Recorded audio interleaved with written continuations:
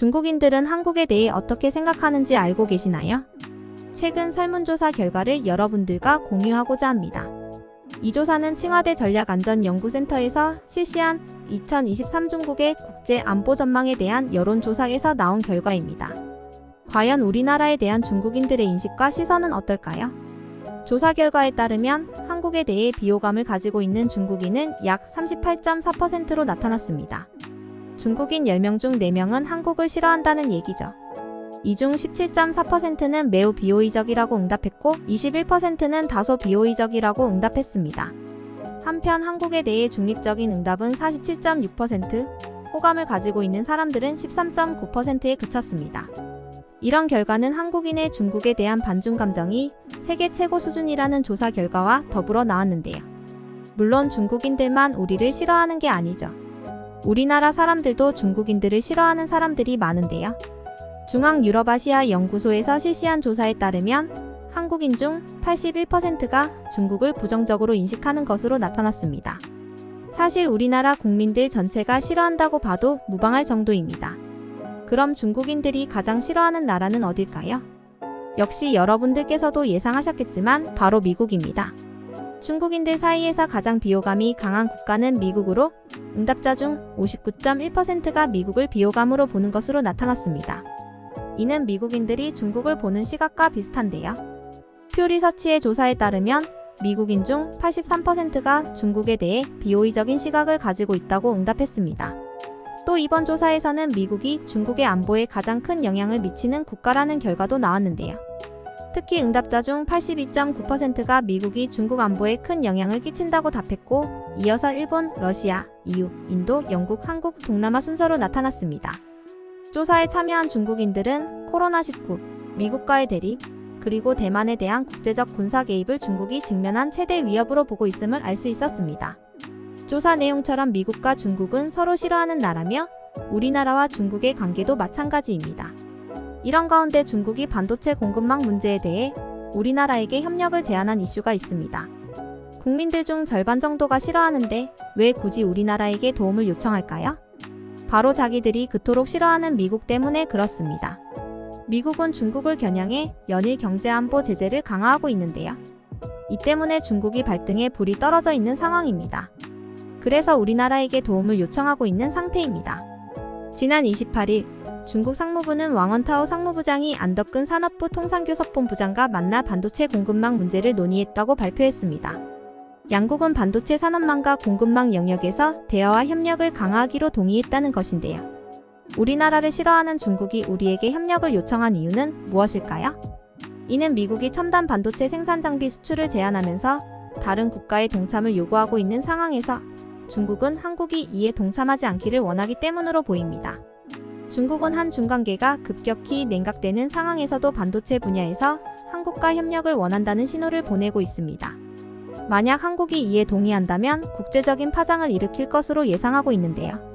현재 우리나라는 신중한 입장을 보이고 있습니다.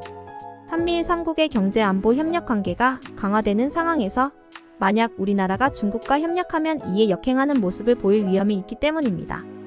또 중국 상무부는 이양 측은 반도체 산업망과 공급망 영역에서 대화와 협력을 강화하는 데 동의했다라고 주장했는데요.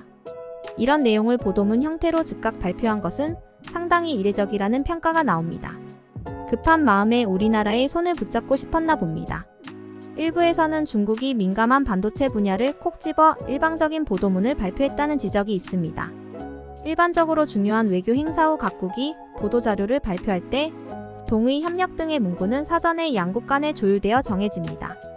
한국산업부는 안덕근 본부장이 중국 측에 교역 원활화와 핵심 원자재 부품 수급 안정화를 위한 관심과 지원을 요청했다고 밝혔으며 중국 내 우리 투자 기업들의 예측 가능한 사업 환경을 조성하기 위한 협조를 당부했습니다. 즉, 우리나라에서는 2차전지 소재인 리튬 등을 포함한 광범위한 공급망 원활화에 중점을 두고 있음을 알린 건데요. 그런데 중국은 한국과의 협력을 강화하겠다며 특정 분야인 반도체에 초점을 맞추었습니다. 그만큼 중국의 반도체 산업 발전에 대한 의지를 나타내고 있는 거라고 예상하고 있습니다. 이처럼 중국 상무부가 반도체 공급망 협력이라는 문구를 사용했지만 한국 산업부에서는 이를 포함하지 않았습니다. 중국 혼자만 착각해 상상의 나래를 펼치고 있던 거죠.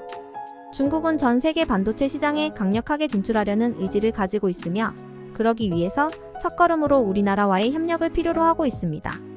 그러나 앞서 말했듯이 한국산업부의 보도자료에는 반도체 공급망 협력에 대한 언급이 아예 없습니다. 우리나라는 중국과의 반도체 공급망 협력에 대해 신중한 입장을 보이고 있다는 것을 의미할 수 있습니다.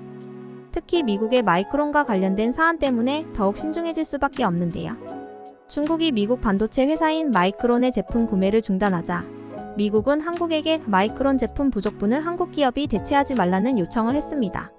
그 이유는 미국이 자기들의 기술이 중국에 유출되는 것을 우려하고 있기 때문인데요. 미국과 중국 사이의 무역 전쟁이 확대되면서 우리나라는 어렵고 복잡한 입장에 놓였습니다. 두 나라 사이에서 균형을 잡아야 하는 어려운 역할을 맡게 되었으며 어떤 결정을 내려야 할지 고민을 하게 만들었습니다. 문제는 우리나라 반도체 기업은 중국의 반도체 생산과 판매 비중이 큰데요. 만약 삼성전자와 SK 하이닉스 등 국내 반도체 기업이 미국의 요구를 수용할 경우 중국이 가능한 모든 수단을 동원해 보복에 나설 수 있다는 점을 염두에 두어야 하기 때문입니다. 반대의 경우 미국의 신뢰를 잃을 수도 있습니다. 이런 상황에서 중국은 사실상 우리나라에게 모종의 경고 메시지를 보낸 것이나 다름이 없는데요. 협박 아닌 협박을 하고 있는 상황입니다. 앞서 말했듯이 중국인들은 우리나라와 미국을 싫어합니다. 하지만 가장 싫어하는 나라인 미국을 견제하기 위해 우리나라에 손을 내밀고 있는 거죠. 단지 우리나라와 함께 성장을 하기 위해서가 아니라 자기들의 이익을 위해서 앞에서는 도움을 요청하는 것처럼 보이지만 그들의 진짜 속셈은 우리나라를 이용하려는 것뿐입니다. 이러한 복잡한 국제 정세 속에서 우리나라도 이제 선택과 집중을 해야 하는 순간인 것 같습니다. 중국의 대응이 우리나라 반도체 기업에게 어떤 영향을 미칠지, 어떤 결정을 내릴지가 주목되는데요. 과연 우리나라 정부는 어떤 결정을 내릴까요? 항상 우리나라의 모든 것을 훔쳐가고 뻔뻔하게 행동했던 중국이 매달리고 있는 상황이 아이러니하네요. 최선의 방법을 찾아서 우리나라에게 이익이 될 수 있는 길을 찾았으면 좋겠습니다. 미국과 중국 무역 전쟁에 우리나라가 휩쓸리는 이유는 상대적으로 약국인 이유도 있을 겁니다. 물론 동맹 관계인 미국과 좋은 관계를 유지하는 건 당연한 이야기일 수도 있는데요. 하지만 근본적인 문제부터 고쳐야 된다고 생각합니다. 우리나라가 미국과 중국의 입김에 흔들리지 않을 정도의 강한 힘을 보유하는 것이죠. 물론 당장 그 정도의 힘을 보유하는 것은 불가능에 가깝습니다. 차근차근히 힘을 쌓아가다 보면 가까운 미래에는 우리나라도 강대국이 되어 있지 않을까요? 하루빨리 그런 날이 왔으면 좋겠네요. 여러분들은 이 이슈에 대해 어떻게 생각하시나요? 댓글로 의견을 나눠주시면 감사하겠습니다. 재미있게 보셨다면 구독과 좋아요 부탁드립니다.